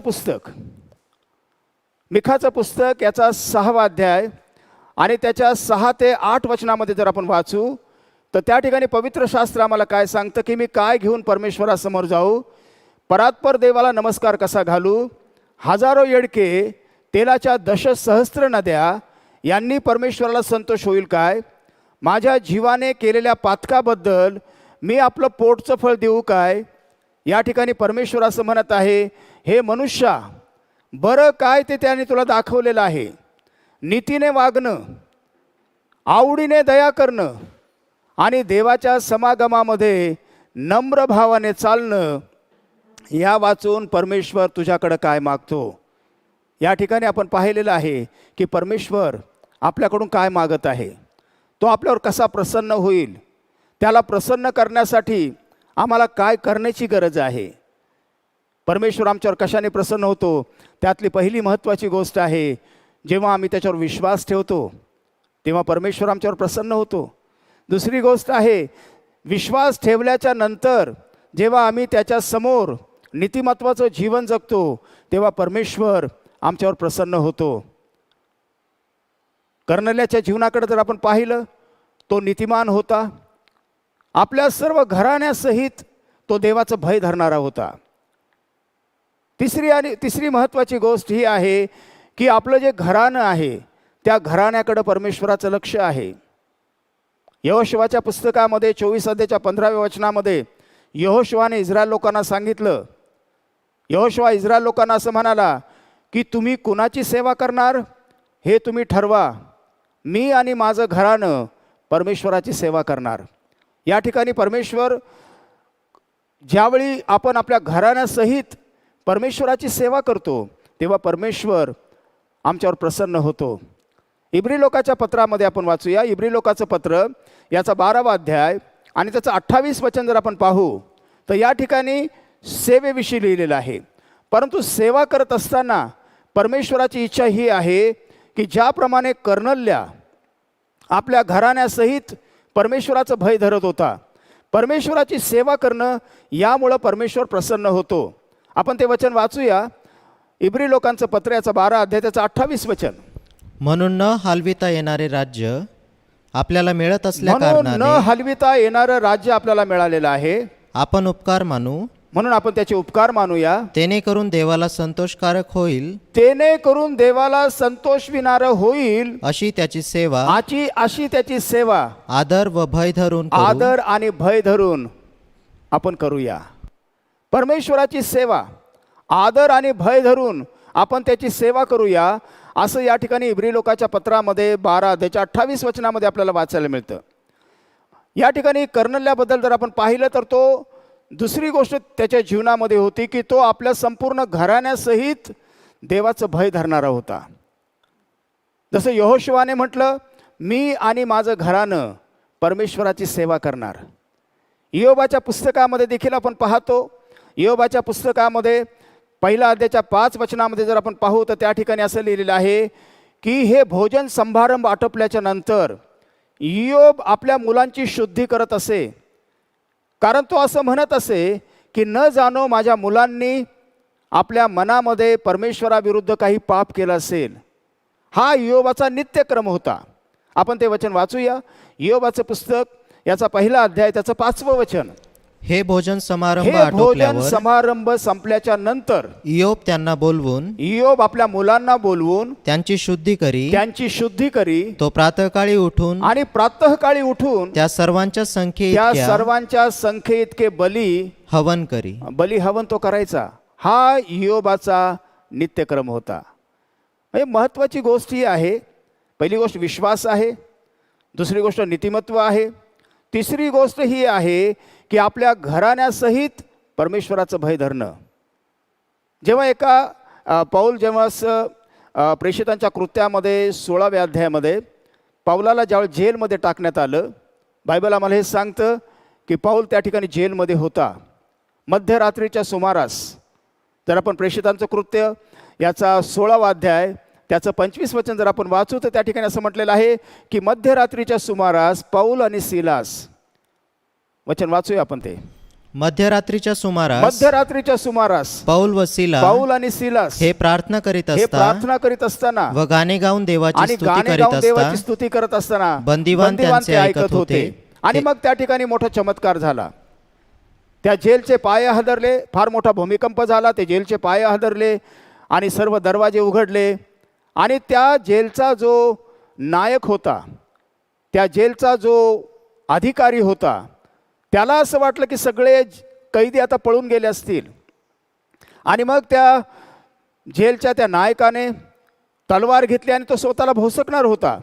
परंतु पाऊल त्याला म्हणाला की स्वतःला काही अपाय करू नको, कारण आम्ही सर्वजण येथे आहोत. आणि पुढं आपण पाहतो की तो पाऊलाकडं आला आणि पाऊलाला तो म्हणाला की महाराज, माझं तारण व्हावं म्हणून मी काय करावं. तेव्हा पाऊल त्याला म्हणाला, प्रभू येशू ख्रिस्तावर विश्वास ठेव, म्हणजे तुझं आणि तुझ्या घराण्याचं तारण होईल. प्रेषितांच्या कृत्यामध्ये 16वा अध्याय त्याच्या 30 आणि 31 वचनामध्ये जर आपण वाचू तर त्या ठिकाणी बायबल आम्हाला काय सांगत आहे आपण पाहूया, वाचूया आपण ते वचन. आणि त्यांना बाहेर काढून म्हणाला, त्यांना तो बाहेर काढून असं म्हणाला, महाराज, महाराज, माझे तारण व्हावे म्हणून माझं तारण व्हावं म्हणून मला काय केले मला काय पाहिजे. केलं पाहिजे. ते म्हणाले, प्रभू येशूवर विश्वास येशू ठेव, ख्रिस्तावर विश्वास ठेव, म्हणजे तुझे म्हणजे तुझं व तुझ्या आणि घराण्याचे तुझ्या तारण घराण्याचं होईल. तारण होईल. या ठिकाणी तिसरी महत्वाची गोष्ट प्रभूला संतोषविण्यासाठी आपल्या जीवनामध्ये असली पाहिजे आणि ती ही गोष्ट ही आहे की आपल्या घराण्यासहित आपण परमेश्वराचं भय धरण्याची गरज आहे. कारण बायबल आम्हाला हे सांगतं की जो व्यक्ती स्वतःच्या घराची व्यवस्था ठेवू शकत नाही तो परमेश्वराच्या मंडळीची व्यवस्था कशी ठेवेल. परमेश्वर कशाने प्रसन्न होतो, जेव्हा एखाद्या व्यक्तीचं कुटुंब परमेश्वराच्या सानिध्यामध्ये असतं. परमेश्वराचं भय धरून, परमेश्वराचा आदर करून जेव्हा एखादं कुटुंब परमेश्वराची सेवा करत असतं, परमेश्वर त्यांच्याविषयी प्रसन्न असतो. कारण देवाची इच्छा आहे, आपण या वचनामध्ये वाचलेलं आहे. त्या ठिकाणी पौल असं म्हणत आहे की तू विश्वास ठेव, म्हणजे तुझं आणि तुझ्या घराण्याचं तारण होईल. कर्नेल्याच्या जीवनाकडे जर आपण पाहिलं, बायबल आम्हाला सांगतं कर्नेल्या नीतिमान होता. आपल्या संपूर्ण घराण्यासहित तो देवाचं भय धरणारा होता. आपलं संपूर्ण घराणं जे आहेत, या घराण्यासहित तो देवाचं भय धरणारा होता. तो आपल्या घराण्यातील लोकांना परमेश्वराचं भय धरायला शिकवत होता. तो आपल्या कुटुंबातील लोकांना परमेश्वराच्या भयामध्ये आपण राहावं हे तो शिकवत होता. आणि म्हणून त्याचं कुटुंब जे आहे हे कुटुंब परमेश्वराच्या भयामध्ये होतं आणि ते संपूर्ण कुटुंब परमेश्वराचं भय धरत होतं. बायबल आम्हाला सांगतं की तू विश्वास ठेव, म्हणजे तुझं आणि तुझ्या घराण्याचं तारण होईल. फार महत्त्वाची गोष्ट आहे प्रभूला प्रसन्न करण्यासाठी. प्रभू आमच्यावर कसा प्रसन्न होईल, जेव्हा आम्ही आपल्या घराण्यासहित परमेश्वराचं भय धरू. पुढं वचन आपण वाचतो, कर्नेल्याच्या जीवनाकडे जर आपण पाहिलं, पहिली गोष्ट आहे तो नीतिमान होता. दुसरी गोष्ट आहे तो आपल्या घराण्यासहित परमेश्वराचं भय धरणारा होता. आणि तिसरी गोष्ट कर्नेल्याच्या जीवनामध्ये पाहायला मिळते, तो लोकांना फार दानधर्म करणारा होता. तो खूप दानधर्म करणारा मनुष्य होता. दानधर्माविषयी जर आपण पवित्र शास्त्रामध्ये जर वाचलं तर आपल्याला इब्री लोकाच्या पत्रामध्ये 13व्या अध्यायाच्या 16व्या वचनामध्ये जर आपण पाहू तर त्या ठिकाणी असं लिहिलेलं आहे. आपण ते वचन वाचूया. इब्री लोकाचं पत्राचं 13वा अध्याय त्याचं 16 वचन. चांगले करण्यास व दान करण्यास विसरू नका, आणि दान करण्यास विसरू नका, कारण अशा यज्ञांनी देव संतुष्ट संतुष्ट होतो. कारण अशा यज्ञांनी परमेश्वर संतुष्ट होतो. कर्नेल्याच्या जीवनाकडे जर आपण पाहू तर कर्नेल्य लोकांना फार दानधर्म करणारा होता. इब्री लोकाच्या पत्रामध्ये 13 अध्यायाच्या 16 वचनामध्ये म्हटलेलं आहे की चांगलं करण्याचा आणि दानधर्म करण्याचा आपण कंटाळा करू नये, कारण अशा यज्ञांनी परमेश्वर संतुष्ट होतो. जेव्हा आम्ही दानधर्म करतो, दानधर्माला पवित्र शास्त्रामध्ये खूप महत्त्व आहे. जर आपण मत्तईचं शुभवर्तमान याचा अध्याय नंबर 25 आणि त्याच्या 31 वचनापासून तर 46 वचनापर्यंत जर आपण वाचू तर त्या ठिकाणी दानधर्माविषयी सांगितलेलं आहे. जेव्हा प्रभू येशू ख्रिस्त या जगाचा न्याय करण्यासाठी येईल, तो आपल्या राजासनावर बसेल, तेव्हा सर्व राष्ट्रातले लोक हे प्रभू येशू ख्रिस्ताच्या समोर जमा केले जातील. आणि मग ज्याप्रमाणे एक मेंढपाळ मेंढरांना शेरडापासून वेगळं करतो, त्याप्रमाणे प्रभू येशू ख्रिस्त नीतिमान लोकांना अनीतिमान लोकांपासून तो वेगळं करील. नीतिमान लोकांना तो आपल्या उजवीकडे ठेवील आणि अनीतिमान लोकांना तो डावीकडे ठेवील. आणि नीतिमान लोकांकडे पाहून तो म्हणेल, अहो माझ्या पित्याच्या आशीर्वादी जन हो, या, जे राज्य युगाच्या स्थापनेपूर्वी तुमच्यासाठी तयार केलेलं आहे ते घ्या. कारण मी भुकेला होतो, तुम्ही मला अन्न दिलं. मी तानेला होतो, तुम्ही मला पाणी दिलं. मी उघडा होतो, तुम्ही मला वस्त्र दिले. मी परका होतो, तुम्ही मला आपल्या घरामध्ये घेतलं. मी आजारी होतो, मी बंदीशाळेमध्ये होतो आणि तुम्ही मला भेटायला आला. तेव्हा नीतिमान लोक त्याला म्हणतील की प्रभू, तू केव्हा भुकेला होतास आणि आम्ही तुला अन्न दिलं? तू केव्हा तानेला होतास आणि आम्ही तुला पाणी दिलं? तू केव्हा उघडा होतास आणि आम्ही तुला वस्त्र दिली? तू केव्हा परका होतास आणि आम्ही तुला आपल्या घरामध्ये घेतलं? किंवा तू केव्हा आजारी होतास, केव्हा तू बंदीशाळेमध्ये होतास आणि आम्ही तुझी दखल घेतली? तेव्हा प्रभू त्यांना म्हणेल, जे तुम्ही माझ्या लहानातील एकाला केलेलं आहे ते तुम्ही मला केलेलं आहे. या ठिकाणी नीतिमान लोकांना दानधर्म करण्याची माहिती आहे. त्यांना हे माहीत नव्हतं की न्यायाच्या दिवशी आपल्याला याचं प्रतिफळ मिळणार आहे. परंतु बायबल आम्हाला सांगतं की प्रभू येशू ख्रिस्तानं ते आधीच सांगून ठेवलेलं आहे की न्यायाच्या दिवशी तुम्हाला त्याचं प्रतिफळ मिळणार आहे. प्रगटीकरणाच्या पुस्तकामध्ये 22 अध्यायाच्या 12व्या वचनामध्ये जर आपण वाचलं तर त्या ठिकाणी पवित्र शास्त्र आम्हाला सांगतं, प्रभू येशू म्हणत आहे की पहा मी लवकर येतो आणि प्रत्येकाला ज्याच्या त्याच्या कृत्याप्रमाणे देण्यासाठी माझ्याकडे वेतन आहे. मत्तईचं शुभवर्तमान याचा 10वा अध्याय त्याच्या 41 आणि 42 वचनामध्ये जर आपण वाचू तर त्या ठिकाणी 42व्या वचनामध्ये प्रभू येशू असं म्हणत आहे की जे तुम्ही माझ्या लहानातील एकाला केलेलं आहे ते तुम्ही मला केलेलं आहे. त्या ठिकाणी प्रभू असं म्हणत आहे की एखाद्या माझ्या दासाला, माझ्या कनिष्ठ दासातील एकाला जर कोणी थंडगार पाण्याचा प्याला पाजतो तर तो आपल्या प्रतिफळाला मुकत नाही. या ठिकाणी प्रभू नीतिमान लोकांना जे प्रतिफळ देणार आहे ते खूप मोठं प्रतिफळ आहे. विश्वास आहे, परंतु विश्वासाबरोबर नीतिमत्व आणि त्यानंतर बायबल आम्हाला हे सांगतं की त्याच्यामध्ये आपल्या घराण्यासहित देवाचं भय धरणं आहे आणि फार दानधर्म करणं आहे. त्या ठिकाणी प्रतिफळ आहे. नीतिमान लोकांना प्रतिफळ मिळणार आहे. का कोणतं प्रतिफळ मिळणार आहे? त्यांनी ह्या जगामध्ये असताना जे दानधर्म त्यांनी केलेले आहेत, जे देवाच्या लोकांसाठी त्यांनी कार्य मदत केलेली आहे, सेवेसाठी ज्यांनी हातभार लावलेला आहे, अशा लोकांना परमेश्वर येणाऱ्या दिवसामध्ये प्रतिफळ देणार आहे. बायबल आम्हाला सांगतं, जेव्हा आम्ही प्रगटीकरणाचं पुस्तक याचा 14वा अध्याय त्याचं 13वं वचन जर आपण वाचू तर त्या ठिकाणी पवित्र शास्त्र आम्हाला हे सांगतं की नंतर स्वर्गातून आलेली एक मोठी वाणी मी ऐकली आणि ती असं म्हणाली. काय म्हणाली ती वाणी? आपण वाचूया. प्रगटीकरणाचं पुस्तक याचं 14वा अध्यायाचं 13वं वचन. तेव्हा स्वर्गातून झालेली वाणी मी ऐकली. तेव्हा स्वर्गातून झालेली वाणी मी ऐकली. ती म्हणाली, ती लिही, मला म्हणाली, लिही, लिही, प्रभूमध्ये मरणारे प्रभूमध्ये आतापासून मरणारे आतापासून सर्व धन्य आहेत. आत्मा म्हणतो खरेच आपल्या कष्टापासून खरेच सुटून आपल्या कष्टापासून ते सुटलेले आहेत. त्यांना विसावा मिळेल. त्यांना विसावा मिळालेला आहे. त्यांची कृत्ये हे वचन आपल्यासाठी महत्वाचं आहे. त्यांची कृत्य तर त्यांच्या बरोबर जातात. ह्या जगामध्ये जे काही आपण करणार आहोत त्याचं प्रतिफळ आपल्याला मिळणार आहे. आणि आपण केलेली जी सर्व कृत्य आहेत ती सर्व कृत्य ही आपल्याबरोबर जाणार आहेत. आणि म्हणून प्रभू येशू ख्रिस्त या ठिकाणी म्हणत आहे की माझ्या कनिष्ठ दासातील एकाला जर कोणी थंडगार पाण्याचा प्याला पाजेल तर तो आपल्या प्रतिफळाला कधीच मुकणार नाही. आणि म्हणून येशू म्हणत आहे, मी भुकेला होतो, तुम्ही मला अन्न दिलं. मी तानेला होतो, तुम्ही मला पाणी दिलं. मी उघडा होतो, तुम्ही मला वस्त्र दिली. मी आजारी होतो, मी बंदीशाळेमध्ये होतो, तुम्ही मला भेटायला आलात. मी परका होतो, तुम्ही आपल्या घरामध्ये मला घेतलं. हे नीतिमान लोक प्रभूला म्हणतील की प्रभूजी, केव्हा तू भुकेला होतास, केव्हा तानेला होतास, केव्हा उघडा होतास, केव्हा परका होतास, केव्हा आजारी होतास, केव्हा बंदीशाळेमध्ये होता आणि आम्ही तुझी काळजी घेतली. बायबल आम्हाला सांगतं, प्रभू म्हणतो, जे तुम्ही माझ्या लहानातील एकाला केलेलं आहे ते तुम्ही मला केलेलं आहे. मत्तईचं शुभवर्तमान याचा 25 अध्याय 31 ते 40 वचन. यामध्ये नीतिमानांना मिळणारं जे प्रतिफळ आहे ते प्रभूने या ठिकाणी ठेवलेलं आहे. 41 वचन जर आपण वाचू तर त्या ठिकाणी असं लिहिलेलं आहे की डावीकडच्याना तो म्हणेल. काय म्हणेल? आपण ते वचन वाचूया. डावीकडच्याना तो म्हणेल.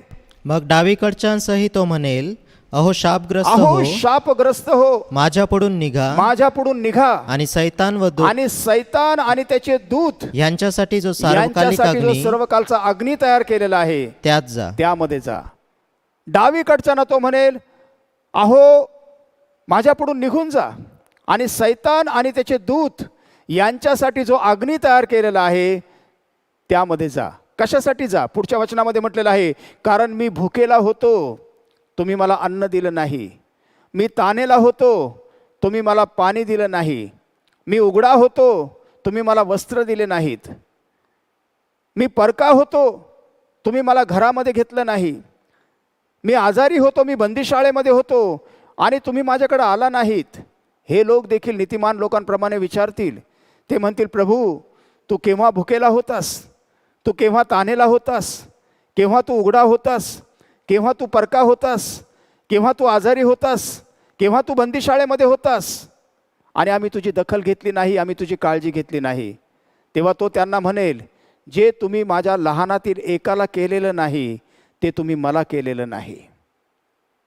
आणि मग असं लिहिलेलं आहे, 46 वचन जर आपण वाचू, मत्तईचं शुभवर्तमान याचा 25 अध्याय त्याचं 46 वचन जर आपण वाचू तर त्या ठिकाणी असं म्हटलेलं आहे, ते तर सार्वकालिक शिक्षा भोगावयास ते जातील, तर सर्वकालची शिक्षा भोगावायला जातील. आणि नीतिमान आणि सार्वकालिक नीतिमान जीवन सर्वकालचं जीवन उपभोगावयास उपभोगण्यास जातील. या ठिकाणी आपल्याला लक्षात एक गोष्ट आली असेल की मदत करणं किती गरजेचं आहे, दान धर्म करणं किती गरजेचं आहे, ऑफरिंग देणं किती गरजेचं आहे. कारण अशा यज्ञांनी परमेश्वर संतुष्ट होत असतो. प्रभू त्या लोकांवर संतुष्ट झाला ज्यांनी भुकेल्या लोकांना अन्न दिलं. प्रभू त्या लोकांवर संतुष्ट झाला ज्याने तानेल्यांना पाणी दिलं. प्रभू त्या लोकांवर संतुष्ट झाला जे उघडे होते त्यांना वस्त्र मिळाली. प्रभू त्या लोकांवर संतुष्ट झाला जे परके होते त्यांना तुम्ही घरामध्ये घेतलं. जे आजारी होते, बंदिशाळेमध्ये होते, अशा लोकांना तुम्ही भेटायला गेला. अशा लोकांवर प्रभू संतुष्ट होत असतो. कर्नल्याच्या जीवनाकडे जर आपण पाहू, बायबल आम्हाला हे सांगतं की कर्नल्य हा नीतिमान होता.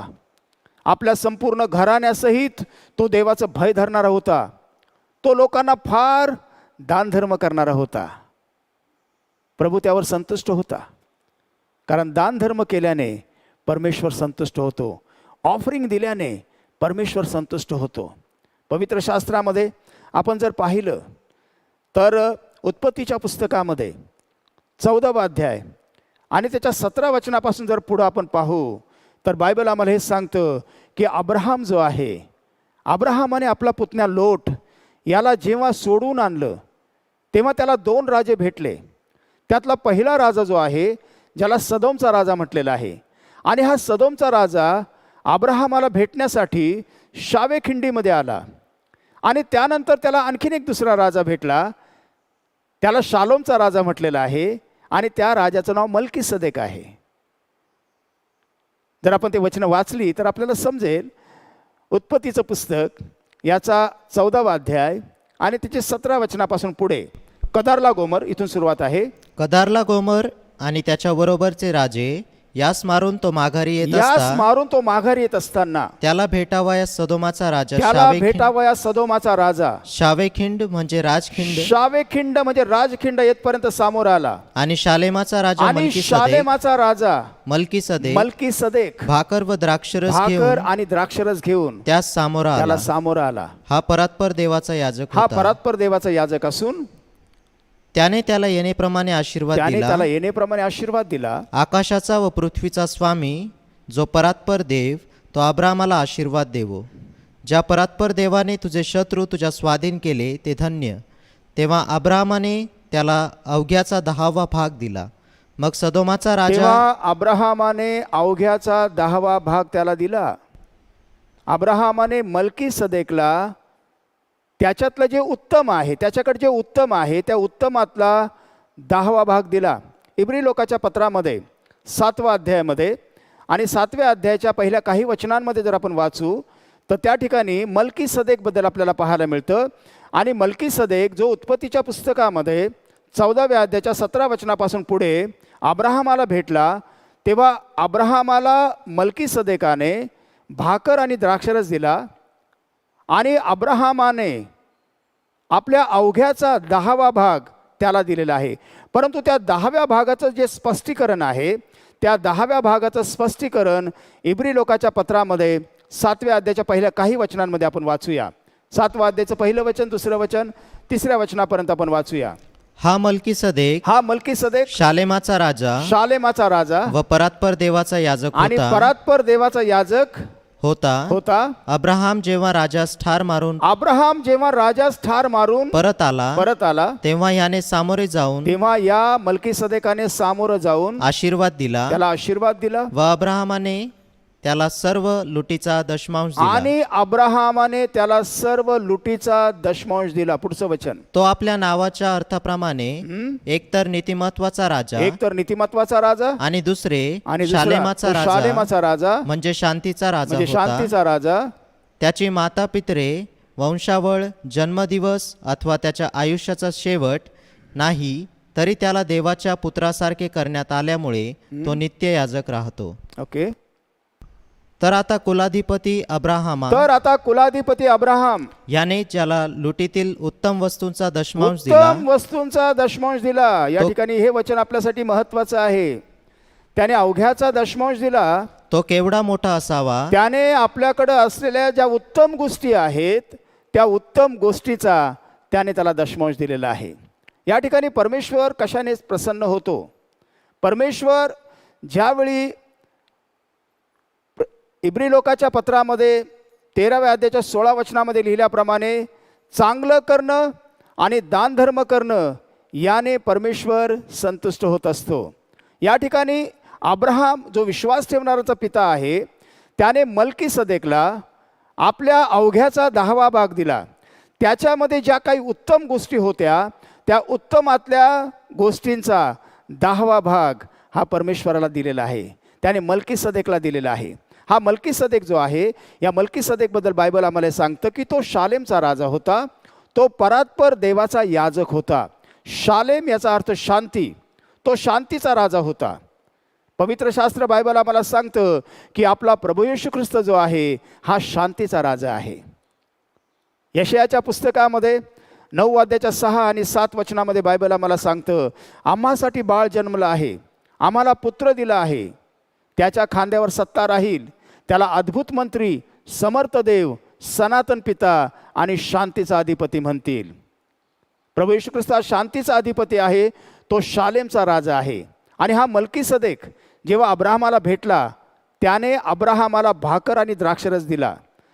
या पृथ्वीवर आल्याच्या नंतर प्रभू येशू ख्रिस्तानं आपल्या शिष्यांना भाकर आणि द्राक्षरस दिला. आणि भाकर आणि द्राक्षरस देत असताना प्रभू येशू म्हणाला, ही भाकर माझं शरीर आहे आणि हा द्राक्षरसाचा प्याला माझं रक्त आहे. प्रभू येशू ख्रिस्तानं या जगामध्ये आल्याच्या नंतर आपल्या शिष्यांसाठी आणि सर्व जगासाठी त्याने स्वतःचं शरीर वधस्तंभावर अर्पण केलं. त्याने स्वतःचं रक्त आमच्यासाठी त्या वधस्तंभावर अर्पण केलं. आणि म्हणून आपण पाहतो, भाकर आणि द्राक्षरस ही प्रभू येशू ख्रिस्ताचं शरीर आहे. भाकर शरीर आहे आणि द्राक्षरस प्रभू येशू ख्रिस्ताचं रक्त आहे. प्रभू येशू ख्रिस्तानं या जगामध्ये आल्याच्या नंतर आपल्या शिष्यांना सांगितलं, ही भाकर माझं शरीर आहे आणि हा द्राक्षरसाचा प्याला माझं रक्त आहे. तेच आपण पाहतो की तो या जगामध्ये येण्यापूर्वी त्याने अब्राहमाला ते दिलेलं आहे. अब्राहम हा विश्वास ठेवणाऱ्यांचा पिता आहे. अब्राहमाला त्याने भाकर आणि द्राक्षरस दिला आणि अब्राहमाने आपल्या अवघ्याचा 10वा भाग हा त्याने मल्कीसदेकला दिला. आणि त्यामुळेच आपण पाहतो की अब्राहमावर परमेश्वर संतुष्ट होता. अब्राहमाचं घराणं जे आहे हे परमेश्वराने कायमस्वरूपी स्थापलेलं आहे. अब्राहम आपल्या घराण्यासहित परमेश्वराचं भय धरणारा होता. अब्राहम हा लोकांना देणारा होता. जेव्हा सदोमचा राजा अब्राहमाला भेटला, अब्राहमाला तो काही देऊ इच्छित होता, परंतु अब्राहम त्याला म्हणाला, तुझ्या सुतुळीचा एक तोडा देखील मला नको, माझ्याबरोबर जे आले होते त्यांना तू दे. म्हणजे अब्राहम नेहमीच इतरांचं कल्याण करणारा होता आणि परमेश्वराला तो देणारा होता. आणि त्यामुळं परमेश्वर, बायबल आम्हाला सांगतं की परमेश्वर अब्राहमावर संतुष्ट होता.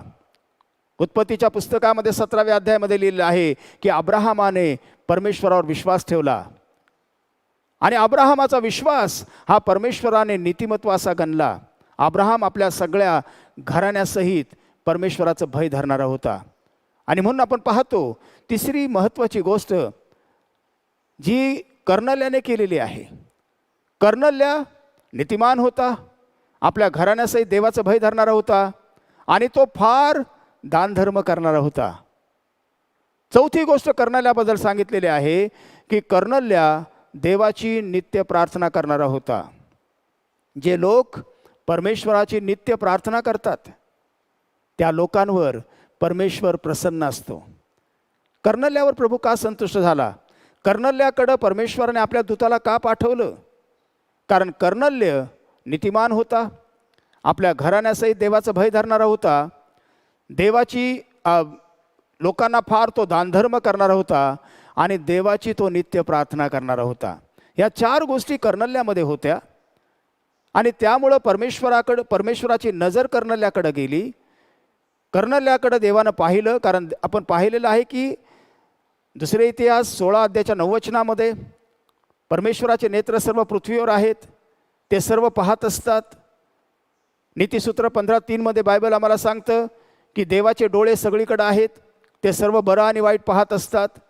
जे लोक परमेश्वर आपल्याला पाहत आहे असं म्हणून जे लोक राहतात असे लोक कधीही चुकीचं काम करत नाही. कर्नल्याने कधी चुकीचं काम केलं नाही, योबाने देखील कधी चुकीचं काम केलं नाही आणि ह्यामुळं ते परमेश्वराच्या भयामध्ये होते. आणि परमेश्वराच्या भयामध्ये असल्या कारणानं त्यांच्याकडून कुठलंही चुकीचं काम झालं नाही. ह्या लोकांकडे परमेश्वराने पाहिलं आणि परमेश्वराने त्यांचं कल्याण केलं. कशामुळं कल्याण केलं? कारण परमेश्वर त्यांच्यावर प्रसन्न होता. कर्नल्याच्या जीवनातली चौथी आणि अतिशय महत्त्वाची गोष्ट या ठिकाणी कर्नल्य देवाची नित्य प्रार्थना करणारा होता. आपण ते वचन वाचूया. प्रेषितांचं कृत्य याचा 10वा अध्याय आणि त्याचं पहिलं वचन. प्रेषितांचं कृत्य याचा 10वा अध्याय आणि त्याचं पहिलं वचन. कैसरिया येथे कर्नेल्य नावाचा कोणी एक मनुष्य इटालिक नावाच्या पलटणीमध्ये शताधिपती होता. तो नीतिमान होता. आपल्या घराण्यातील सर्वांसह तो देवाचं भय बाळगणारा होता. लोकांना फार दानधर्म करणारा होता व देवाची तो नित्य प्रार्थना करणारा होता. कधी कधी नाही किंवा जेव्हा संकट येईल तेव्हा नाही, तो देवाची नित्य प्रार्थना करणारा होता. देवाला ते लोक आवडतात, देव त्यांच्यावर संतुष्ट होतो जे लोक परमेश्वराची नित्य प्रार्थना करतात. प्रार्थना करणं याचा अर्थ आहे परमेश्वराच्या सोबत बोलणं. प्रार्थनेमध्ये केवळ मागणं आहे असं नाही, प्रार्थना म्हणजे परमेश्वराच्या सोबत बोलणं आहे. जे लोक नेहमी परमेश्वराच्या सोबत बोलत असतात अशा लोकांवर परमेश्वर संतुष्ट असतो. देवाची अशी इच्छा आहे की आपण त्याच्याशी बोलावं.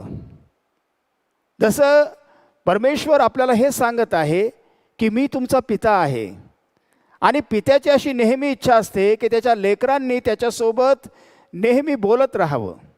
त्यांनी मौन बाळगू नये, त्यांनी आपलं तोंड बंद ठेवू नये, तर त्यांनी नेहमीच बोलत राहावं. प्रार्थना करणं याचा अर्थ आहे परमेश्वराच्या सोबत बोलणं. आपण कधीतरी बोलतो असं की मी प्रार्थनेला चाललो, परंतु प्रार्थना जी आहे ही प्रार्थना आपल्या जीवनामध्ये नित्य असली पाहिजे. कर्नल्यावर प्रभू का प्रसन्न होता? कर्नल्यासाठी परमेश्वराने आपल्या दूताला त्याच्या घरी का पाठवलं? कारण कर्नल्या नित्य देवाची प्रार्थना करणारा होता. या ठिकाणी आपण पाहतो, जर आपण थेसलोनिकरास पहिले पत्र 5वा अध्याय त्याचं 17वं वचन जर आपण वाचू तर त्या ठिकाणी पवित्र शास्त्र आम्हाला सांगतं की खंड पडू न देता प्रार्थना करा. प्रे विदाउट सीझिंग.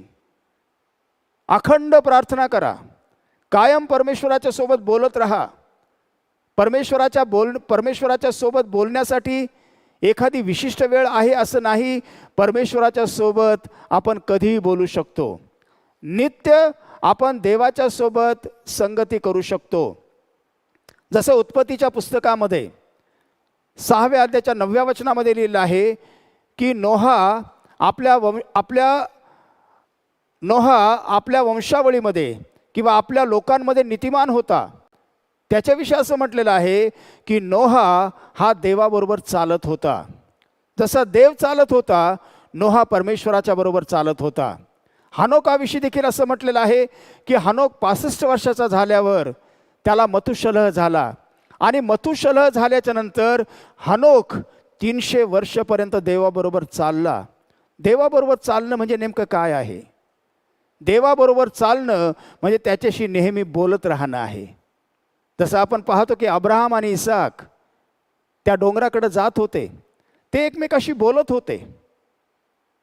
इसाकाने अब्राहमाला विचारलं की बाबा, आपल्याकडं लाकडं आहेत, आपल्याकडं सुरं आहे, आपल्याकडं विस्तू देखील आहे, परंतु आपल्याकडं होमारपणाचं कोकरू कुठं आहे? तेव्हा अब्राहम त्याला म्हणाला, मुला, परमेश्वर पाहून देईल.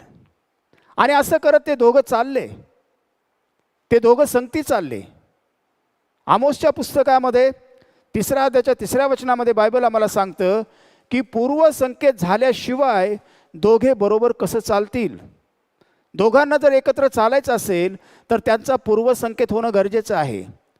एखादी व्यक्ती जेव्हा आपण म्हणतो की ती परमेश्वराबरोबर चालत आहे, ती व्यक्ती नेहमीच त्याच्यासोबत बोलत आहे. परमेश्वराच्या सोबत नेहमी बोलत राहावं. जसा एक बाप आपल्या मुलाकडून अपेक्षा करतो की मुलाने आपल्याशी बोलावं, जसा एक मुलगा आपल्या बापाकडून अपेक्षा करतो की बापाने आपल्याशी बोलावं, त्याला संभाषण म्हटलेलं आहे. ग्रीक भाषेमध्ये बोलण्याला 2 शब्द आहेत. एक आहे लोगस आणि दुसरा आहे डायलॉग. हे जे शब्द आहेत, जेव्हा आपण बोलतो त्या लोगसपासून मोनोलॉग हा शब्द आलेला आहे. मोनोलॉग या शब्दाचा अर्थ आहे स्वतःशी बोलणं आणि डायलॉग या शब्दाचा अर्थ आहे संभाषण किंवा एकमेकाशी बोलणं. देव आपल्याकडून डायलॉगची अपेक्षा करत आहे. त्याला आपल्या संगती बोलण्यासाठी खूप आनंद आहे. तो आपल्या संगती बोलू इच्छित आहे, परंतु आपण देखील त्याच्यासोबत बोलणं गरजेचं आहे. कर्नल्याच्या जीवनाकडे जर आपण पाहू तर कर्नल्या हा देवाच्या सोबत नित्य बोलत होता.